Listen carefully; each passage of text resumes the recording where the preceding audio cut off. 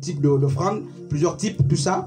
Par exemple, l'offrande d'action de grâce. C'est pas ce qu'on prêche dans les églises. L'offrande d'action de grâce était une bête qu'on tuait. C'est pas ce que les pasteurs nous inventent. En fait, je sais pas. L'offrande d'action de grâce, c'est quoi? Le souverain sacrificateur prenait une bête. C'était une offrande qu'on donnait pour le péché. Tu prends la bête, tu la portes au temple. Le souverain sacrificateur tranche la bête, on la sacrifie. La graisse était pour Dieu. L'épaule et le tronc étaient pour le prêtre. Et le reste était pour le propriétaire. Voici l'offrande d'action de grâce sous la loi de Moïse. Rien à voir avec ce qu'on invente. Mais c'est ce que je vous fais comprendre. Lorsque dans la nouvelle alliance, Paul parle des actions de grâce, il fait plus allusion au chant, aux prières. Nous apportons nos cantiques comme action de grâce. Avec les actions de grâce, nous entrons dans tes portes, nos cantiques et nos prières. Donc l'action de grâce, aujourd'hui, c'est une manière libérale. Ce n'est pas nécessairement l'argent ou un vêtement ou un présent. Action de grâce peut être une prière, ça peut être une prière. L'action de grâce peut être un chant, n'est-ce pas? Voilà, donc hier c'était une bête qu'on sacrifiait, la graisse, l'onction, donc revenait à Dieu, l'épaule, le tronc, tout ça, c'était pour le sacrificateur, et les pieds, le reste là, c'était pour le propriétaire. Voici ce que la Bible nous dit de l'action de grâce. Bref, donc la dîme est certes une offrande, mais ce n'est pas une offrande classique. Pourquoi? Parce que dans l'offrande classique, tu peux donner au-delà de tes moyens. Dans l'offrande classique, tout dépend de ce que tu peux faire.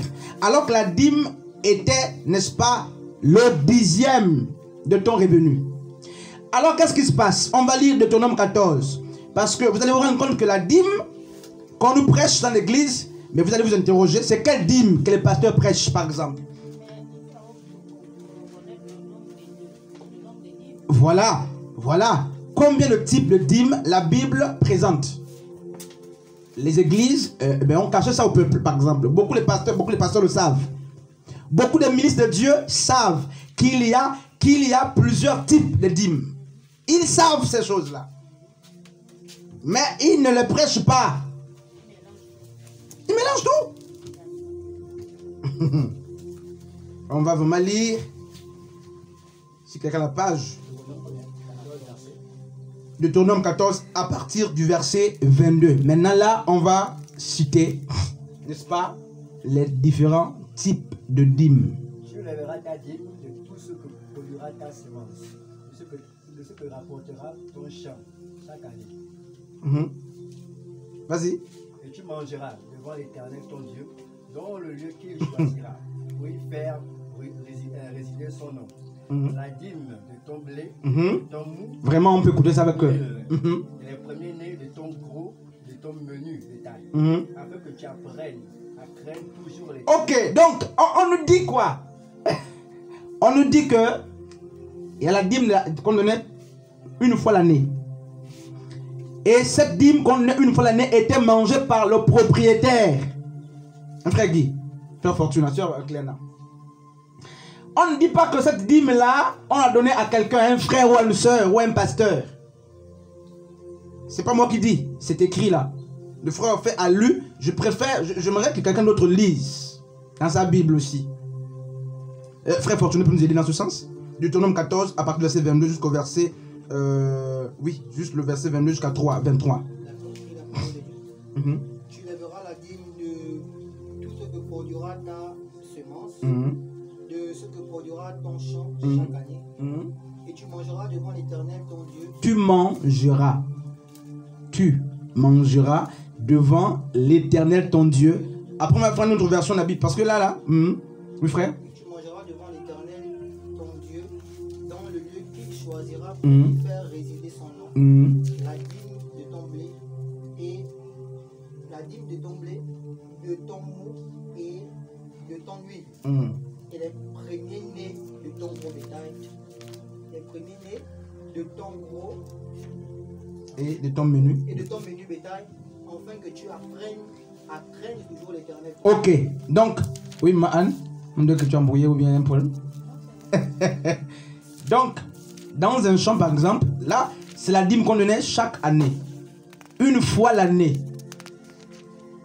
On ne dit pas que cette dîme, quelqu'un la mangeait. On dit c'est toi-même qui la mangeais, cette dîme-là. C'est une dîme que tu mangeais pour glorifier Dieu. Un frère fortuné. Cette dîme-là, tu la mangeais, toi et ta famille. Et on dit même quelque part que tu devais acheter des liqueurs fortes avec ça. Voilà. Donc, vraiment, c'est pas ça le message. Mais tu la mangeais toi-même. Emma-Anne. Oui.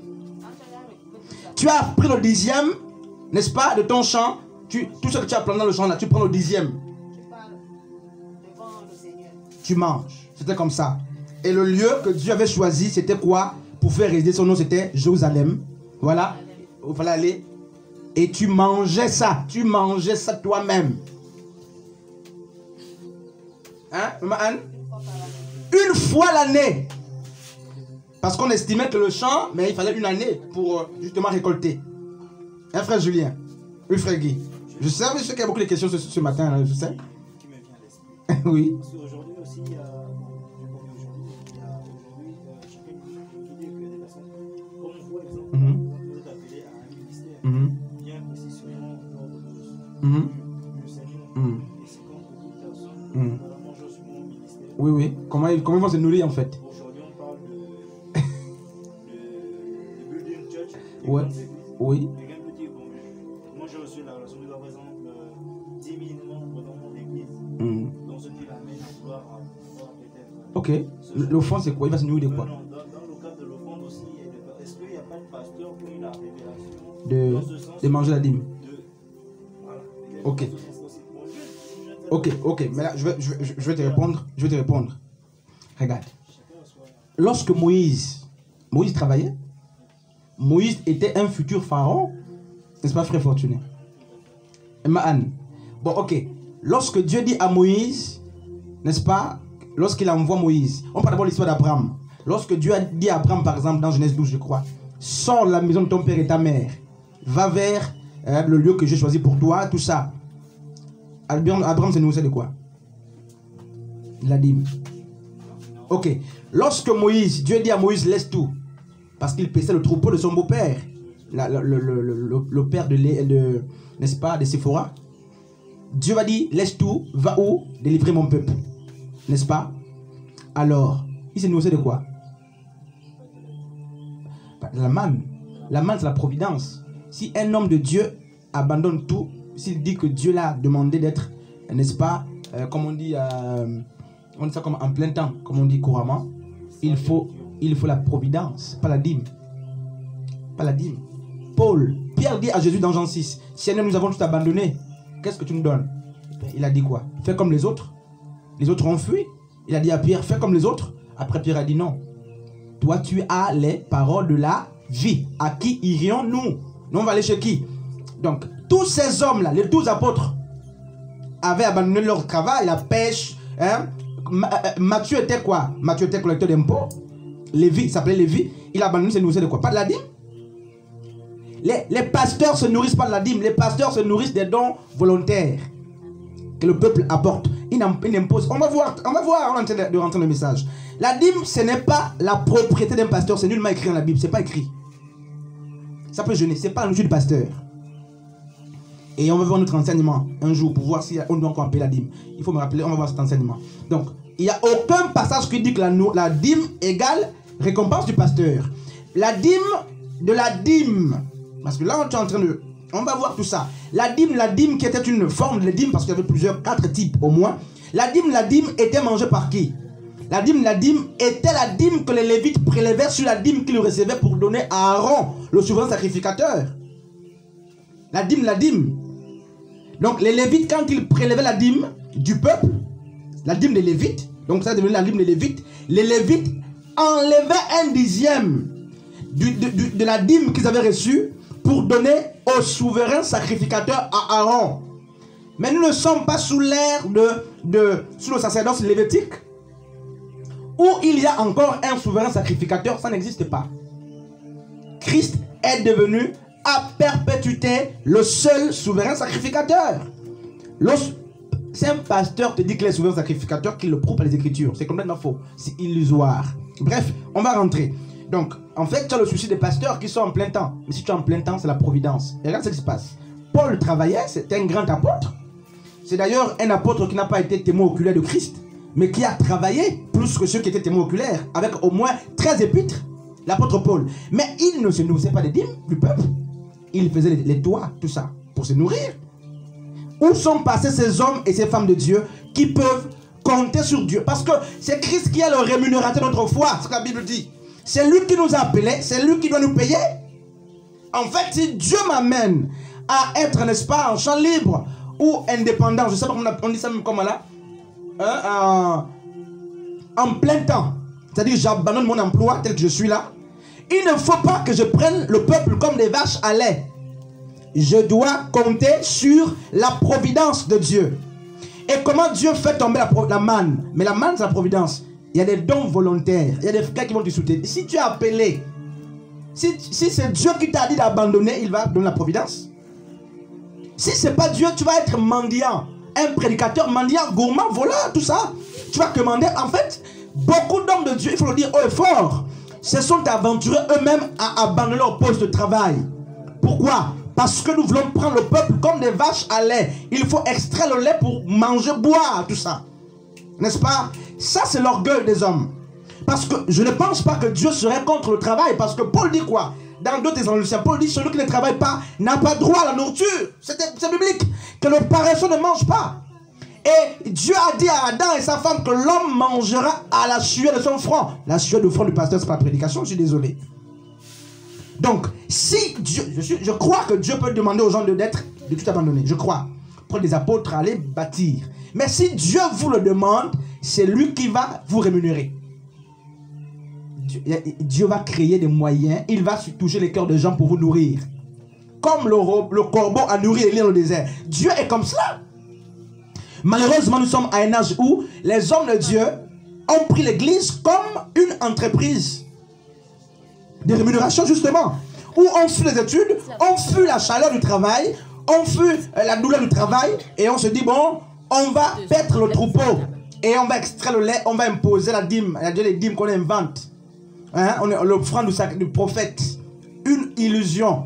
Lorsque Samuel parle de l'offrande du prophète, c'était une action ponctuelle. Parce que dans la Bible, il y a deux types d'actions. Il y a les actions qui sont des recommandations. Les recommandations, ça continue même de nos jours. Il y a des actions qui sont ponctuelles, une fois. Donc si un pasteur dit que c'est Dieu qui m'a dit d'être en plein temps, mais il ne faut pas que le peuple devienne une victime pour ce pasteur. C'est complètement illusoire.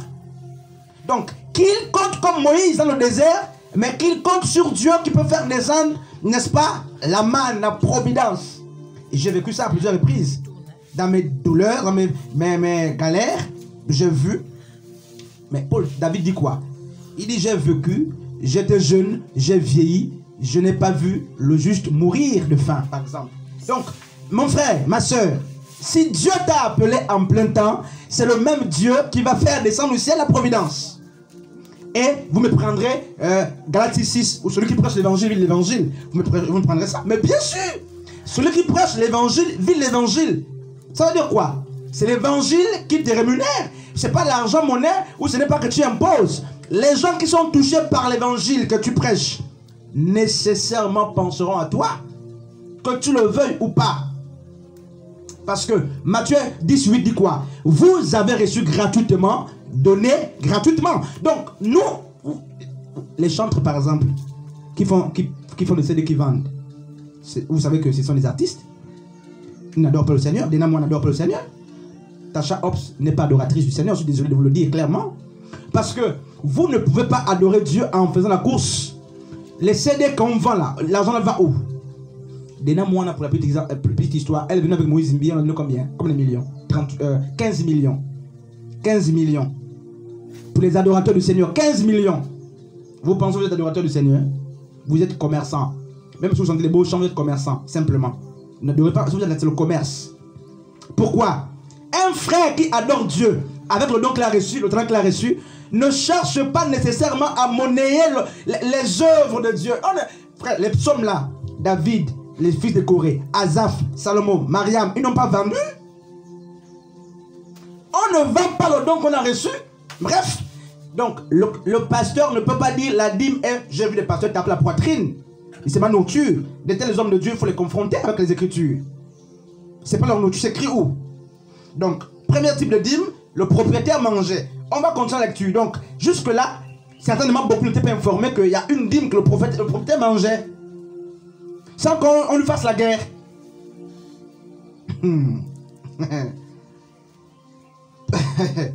Après, on fait continuer, verset 24. Donc, on a au moins 4 types de dîmes. La première dîme, c'est quoi? C'est la dîme du propriétaire, qu'on appelle aussi la dîme de la première année. La dîme qui revenait à qui? Au propriétaire lui-même. Donc, le propriétaire du champ mangeait cette dîme. Et beaucoup de pasteurs, quand je leur prêche un message, ils me disent que je suis antichrist. Par exemple, que tu es antichrist. On m'a dit non, frère, tu es antichrist. Beaucoup m'ont dit, mais je dis, ouvrons les Écritures. Même, ça c'est l'endoctrinement. Quand on est endoctriné, frère, pour sortir de prison, vous avez lu pour les élèves, pour ceux qui ont été quand même, n'est-ce pas, en première, le mythe de la caverne. Hein, frère Fortuné? Ah, clair, le mythe de la caverne. L'illusion est devenue une connaissance pour les gens. De sorte que lorsqu'on leur montre le soleil, on dit voici le soleil, ils disent non, non, non, non, ça c'est pas le soleil. Voici la vérité. Tu dis non, pourquoi? Parce que depuis que tu es en Christ, on t'a dit dîme égale mais nourriture du pasteur. Amen, il mange ça. Et tu as 15 ans d'expérience dans la foi, mais c'est resté en toi. C'est une nature désormais pour t'en défaire. Verset 24, frère Orphée. Peut-être lorsque l'Éternel ton Dieu sera béni, le chemin sera-t-il trop long? Ok, donc ici on dit quoi? Peut-être. On dit que, parce qu'en fait, ils allaient manger ça où? Au temple, qui était à Jérusalem. Maintenant, on dit quoi ici? On dit que si ta dîme pèse, tu sens que le fardeau est très lourd, tu vends ça. Tu vends ça en chemin, n'est-ce pas? Et quand tu arrives à Jérusalem, au temple, tu achètes les mêmes produits. C'est ça que la Bible dit. Donc, ça veut dire quoi? Si tu vends, ça veut dire que l'argent existait à l'époque. Mais la dîme n'a jamais été donnée en argent, par exemple. Donc, peut-être lorsque Dieu t'aura béni, le chemin sera-t-il trop long? Tu devais échanger ta dîme. Tu la vendais, livre frère Orphée. Pour que tu puisses transporter ta dîme, au cours de ton éloignement du lieu, tu auras choisi l'Éternel ton Dieu pour y faire résider son nom. Alors, verset 25. Alors, tu échangeras ta dîme contre l'argent. Ok, donc l'argent existait déjà à cette époque. Donc tu vendais ça, tu échangeais, tu prenais l'argent parce que c'est le fardeau. Hein? On a vu le blé, le produit de moule, l'huile, les prémices du menu et du petit bétail, tout ça, du gros bétail. Si ça pèse à cause de la distance, tu devais vendre, on vendait. Et quand tu arrives à Jérusalem, au temple, tu rachetais avec l'argent en question les mêmes produits que tu avais vendus. Les frères Orphée. Tu seras cet argent dans la main et tu iras au lieu que l'Éternel ton Dieu aura choisi. 26. Là, tu achèteras avec l'argent tout ce que tu décideras, des bœufs, des brebis, du vin et des liqueurs. Donc, tout ce que tu feras, plaisir. Voilà, voici la Bible. Ça, moi, j'aime la Bible. Pas la magie des hommes ou les interprétations erronées. Jusque-là, nous sommes fidèles. Voici le point de vue de la Bible. N'est-ce pas? Donc, vas-y, frère, au fait.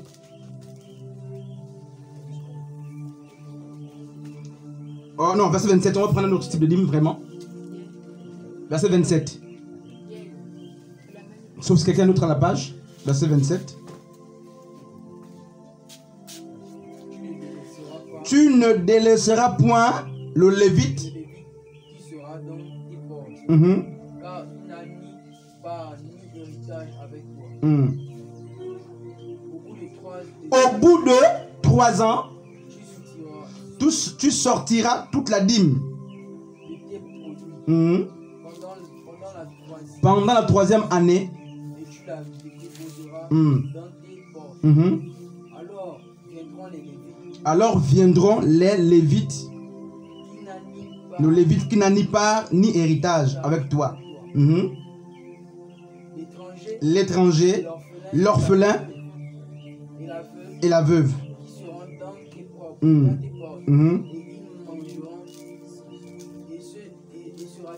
Ok, merci. Donc, on dit quoi? Là, au bout de 3 ans, tu prenais un autre type de dîme que tu ne manges pas. Ça, ce n'est plus toi qui mangeais. On dit que c'était destiné à qui? Aux Lévites. Et on sait tous que la Bible dit que le Lévite n'avait ni part ni héritage. Nous ne sommes pas les Lévites. ont fait office certainement de la fonction des Lévites, parce que parmi les Lévites, il y avait les chantres. Ok. Mais les gens me diront, il y a aussi les chantres aujourd'hui. Mais ces chantres ne sont pas les Lévites. N'est-ce pas? Ils font le même travail que les Lévites. C'est pas faux. Mais ils ne sont pas Lévites. Parce que quoi? Les Lévites étaient attachés. Ils n'avaient ni part ni héritage. C'est-à-dire, ils n'avaient rien. Ils n'allaient pas à l'école. Ils servaient le Seigneur. Ils n'allaient pas en brousse. Ils servaient Dieu. Non, non, pas à l'école. On fait les bricoles. Non, ils ne sont pas les Lévites. Que les gens arrêtent de dire que nous sommes les Lévites, donnez notre droit à notre part. N'est-ce pas, frère Fortunat? Ils n'avaient ni part ni héritage. Toi, tu as les héritages. Toi, tu travailles. Toi, tu as un revenu. Tu n'es pas Lévite. Et le Lévite était attaché au service. C'est pas ce que tu fais. Et on dit quoi? Après 3 ans, un autre type de dîme qui revenait à qui? Aux Lévites, aux pauvres, aux orphelins et à la veuve. Et lorsqu'on lit Jacques 1,27, la Bible dit quoi? La vraie religion consiste à visiter les orphelins, les veuves et les pauvres. La vraie religion pure et sans tache devant Dieu. C'est pas construire des bâtiments, chanter, prêcher comme je fais. La vraie religion, un bon religieux, c'est lequel? C'est qui? C'est celui qui pense à l'orphelin. C'est celui qui pense à la veuve, à l'étranger.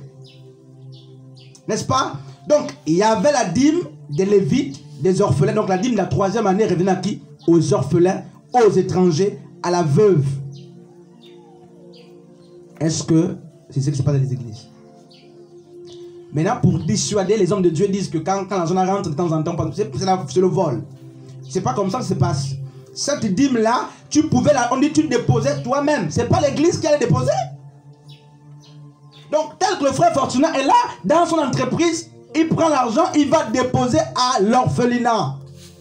Puisque vous avez dit au départ que ce que la main droite fait, la gauche ne doit pas savoir. Pourquoi, pour donner aux orphelins, il faut que ton argent passe à l'église? C'est l'hypocrisie.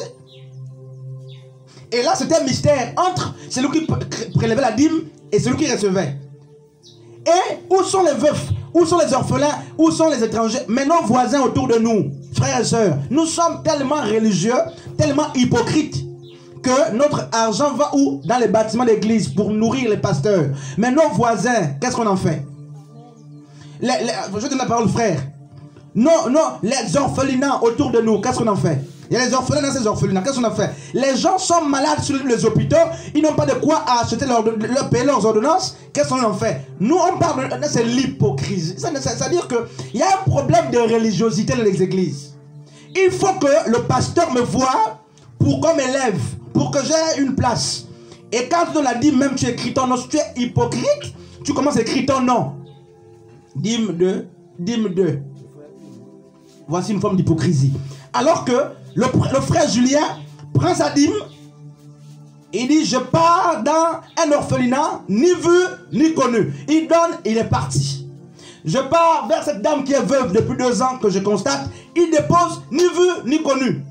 L'étranger, on sait comment les Égyptiens, plutôt les Israélites étaient étrangers en Égypte, n'est-ce pas? Et Dieu pourvoyait. Mais qu'est-ce qui se passe? Il fallait justement que les Israélites, à leur tour, pensent justement aux étrangers.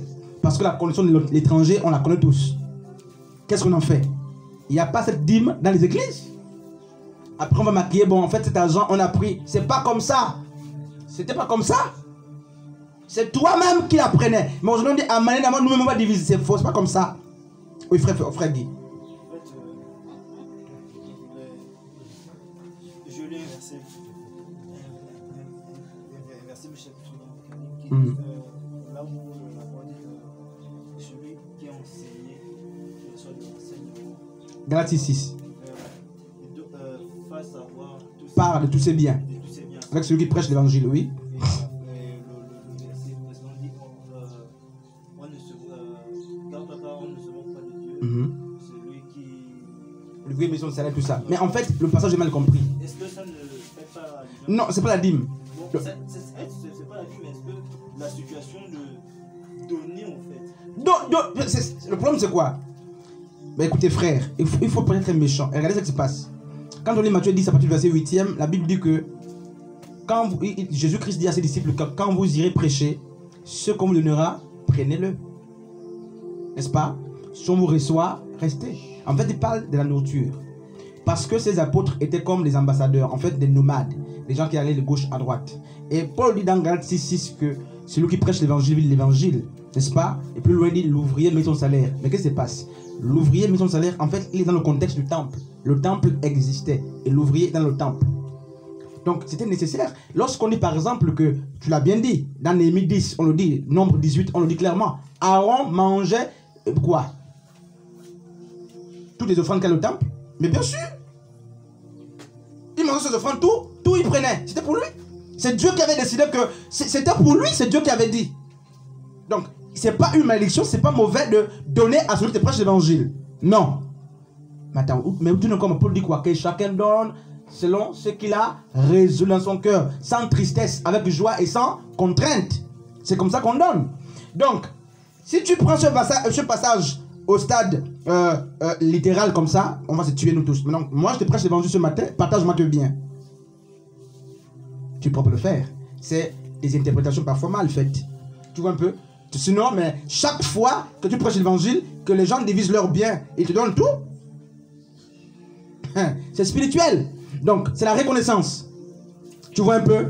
Donc, c'est pas mauvais de penser à ses frères et à ses sœurs qui nous enseignent. Mais nous sommes dans le cas de la dîme. En fait, cela doit être fait d'une manière volontaire, sinon tu pêches. Parce que la Bible dit quoi? Tout ce qui n'est pas fruit d'une conviction est un péché. Donc tu ne fais pas par contrainte. Dieu te touche, tu partages, t'es bien. C'est simple. Et c'est pourquoi la Bible nous a donné le don quoi? Dieu nous a donné le don de l'hospitalité. Exercer l'hospitalité. Donc tel que vous êtes là, je vous reçois sur moi, je vous donne à boire, je vous donne à manger. C'est ça la Bible. Maintenant, je ne peux pas vous imposer que, comme j'ai vu, avant de venir me voir déposer une offrande, ça c'est la sorcellerie, c'est le vol. Après la prière, tu imposes un montant. Avant la prière, tu imposes un montant. Tu fais un travail, tu imposes un montant. Ça c'est le fétichisme. En fait, c'est la simonie. Le ministère de Simon dans l'église. Ça n'a rien à voir avec la dîme. Oui, frère. Bon, oui, moi j'ai une question. Ça tombe bien parce qu'on est dans une conversation. Donc, on sait que nous sommes à deux types déjà. Le premier type, sans découper la parole, c'est le propriétaire qui prenait. Le deuxième type, après 3 ans, c'était la dîme qui allait, justement, conforme aux Écritures, qui allait chez les orphelins, l'étranger et les lévites et la veuve. Maintenant, on va écouter le frère Fortuné qui a une question. Moi, je veux comprendre certaines choses. Bon, la Bible déclare qu'on peut périr pour l'obéissance. Osée 4, 6. D'accord. Ça fait pas longtemps, je suis allé. Un frère qui m'a invité dans son assemblée. Il m'a dit viens là-bas, tu vas venir. Je t'invite. Tu es pianiste? Non. Ok. Je suis parti. Et il s'avérait que le frère était sur le point de demander la main à une soeur. La soeur dans l'église. Mais malheureusement, le pasteur, ou encore je sais pas, le pasteur était contre cette relation. Donc il a fait en sorte que le frère et la soeur se C'est pas. d'accord. Mais comme la Bible dit que tout ce que Dieu fait, bon. Non, en fait, c'est. Ok. D'accord. 2 mois après, ils ont voulu se. Bon, Tu vas mettre ensemble. voilà. Ils aspirent au mariage. Mais il y a quelque chose qui m'a attristé. Parce que le frère vient me dire que voilà, le pasteur m'a demandé de payer une dîme de. Je sais pas quoi, une dîme de frustration. En fait, bon, ça va. Du coup, bon, sur le coup, ça m'a fait rire. Parce que le pasteur, il m'a demandé de payer une dîme de frustration, des choses comme ça. Mais moi, bon, sincèrement, sur le coup, ça m'a vraiment fait drôle. En fait, tu vois. Ça m'a vraiment attristé. Et j'ai dû essayer un peu d'expliquer au frère, vraiment, c'est plus n'importe quoi. Bon, c'est juste une parenthèse. Bon, pour répondre, j'ai une question à poser. Mais je vais répondre sur tout ça quand même. D'accord. Oui. Est-ce que par rapport à ta dimension, par rapport à la communion que tu as avec le Père, est-ce qu'il ne peut pas te rémunérer par rapport à ta dimension? Donc, ta dimension de Communion communion avec Christ. avec lui, oui. D'accord. Tout à l'heure, vous avez parlé comme vous avez dit, elle ne fait pas du. Non, ça c'est pas l'adoration. En fait, D'accord, bon, oui, c'est juste. elle a le. Sans t'interrompre, elle a reçu le don. Je ne refuse pas. Mais elle commercialise le don. Elle commercialise. D'accord, bon. Est-ce qu'elle elle a quand même une assez grande dimension de Oui. d'accord. Est-ce que ma question est la suivante? Est-ce que les 15 millions que vous avez fait allusion, est-ce que c'est pas une manière aussi de. Ok. Les rémunérer. Ok. Mais en fait, j'aime la Bible. D'accord. Bon, excuse-moi, mais j'aime vraiment la Bible. Et ma Bible nous dit que le don qu'elle a reçu, c'est gratuit. J'ai écouté l'histoire de Némoine, elle était d'abord catholique. Elle a pris dans une chorale. Elle chantait à 17 ans. 17 ans déjà, elle était responsable d'une chorale. Je l'écoutais déjà. Je l'ai su de près. Tous ces chants-là, je les connais. Moi, je suis pianiste, j'ai commencé au piano. Voilà. Je chantais aussi un temps. J'aime les Écritures. Regardez. Si un homme devait être riche à cause du ministère, ça veut dire Jésus-Christ. N'est-ce pas, frère Guy? Jésus a tellement fait qu'il devait donc être couvert des richesses. Mais Jésus-Christ dit qu'il n'avait pas de nid, ni de tanière. Il n'avait aucun lieu même pour dormir, le Fils de l'homme. Mais où était passé de guérison? Il opérait, les aveugles le voyaient. Pourquoi Dieu n'a-t-il pas rémunéré ce Dieu, ce Christ, n'est-ce pas, le Fils de Marie, à la hauteur des actions qu'il posait? Bref, c'est un peu une interrogation qu'on laisse. Paul était un érudit. Paul a fait droit, on le sait tous. Hein? Parce qu'on dira que Dieu a pris, parce qu'on nous présente seulement l'aspect, n'est-ce pas, du fumier de Pierre qui était pécheur, mais il n'y a pas que Pierre. Luc était un médecin, n'est-ce pas? Voilà. Ces hommes-là, frère, nous avons la Bible sous nos yeux là. C'est plus que les chants. Ça, c'est un héritage éternel. Bon, on nous dit que ces hommes, la Bible dit qu'ils vendaient tout ce qu'ils avaient. Ça, c'est ma Bible qui le dit. C'est pourquoi il n'y avait pas des indigents au milieu des apôtres. Pourquoi? Parce que ceux qui avaient vendaient leurs biens pour aider les autres. Et quand on lit 1 Corinthiens 7, la Bible parle de collecte. Il y a 2 fois. Paul a fait les collectes dans les églises. Pas les offrandes qu'on fait là tous les jours. C'est le rituel. Pour aider les pauvres. Paul était un homme érudit. Vraiment enseigné. Il travaillait dans le Sanhédrin avant d'être converti dans le christianisme. On le sait tous. Mais quand Christ l'a appelé, il s'est déployé toutes ces choses. Bon, alors, une chantre du Seigneur, vraiment, excusez-moi de le dire clairement, un prédicateur du Seigneur, une chantre, en fait, un ministre de Dieu qui exerce moyennant l'argent. Dieu bénit les gens.